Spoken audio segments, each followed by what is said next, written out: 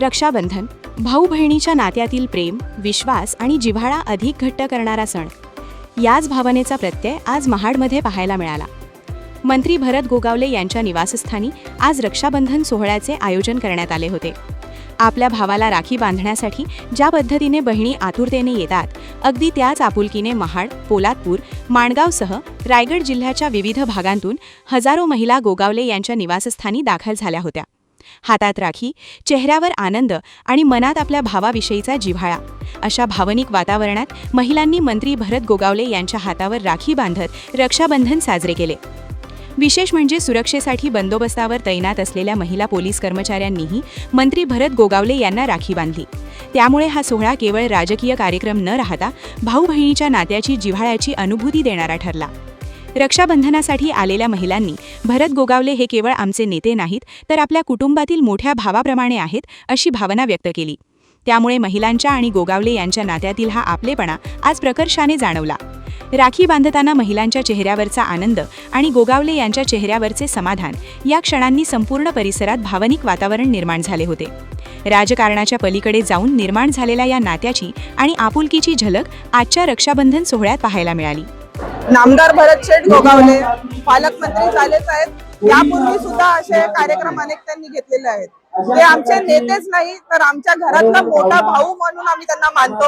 आम्हाला असं वाटतं की ते जेव्हा असतात आमच्या सोबत किंवा महाडमध्ये आम्ही काम करत असताना सुद्धा आमच्या सोबत ते जेव्हा असतात, आम्हाला संरक्षण वाटतं। एक प्रकारचं संरक्षण आहे। घरात असलेला मोठा माणूस, आम्हाला असं वाटतं की ते मोठे माणूस म्हणून आमच्या सोबत आहेत। नेहमी त्यांचा आधार आम्हाला वाटतो। आज इथे असंख्य लाखो महिला इथे आलेल्या आहेत। आम्ही आज इथे उत्सव साजरा करतो।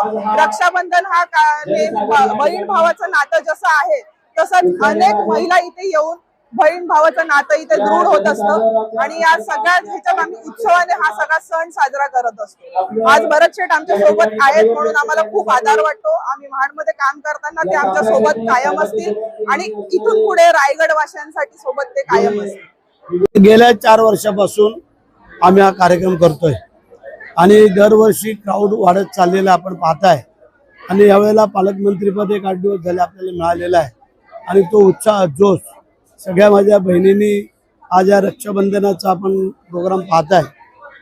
फार समाधान आहे की गोरगरीब जनतेतल्या माझ्या या बहिणी येतात, आदिवासी महिला येतात, मुस्लिम भगिनी येतात, बौद्ध समाजाच्या सगळ्या जाती धर्माच्या या महिला भगिनी येऊन आम्हाला रक्षाबंधन करतात, आम्हाला शुभेच्छा देतात।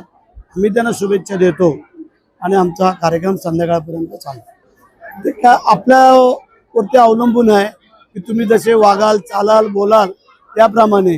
आता या एवढ्या सगळ्या 4-4 वेळेला आम्हाला आमदार म्हणून निवडून दिलेलं आहे, तर आमचं कर्तव्य आहे आणि ते पार पाडत असताना या स्वखर्चाने, स्वतःच्या खर्चाने इथे येतात।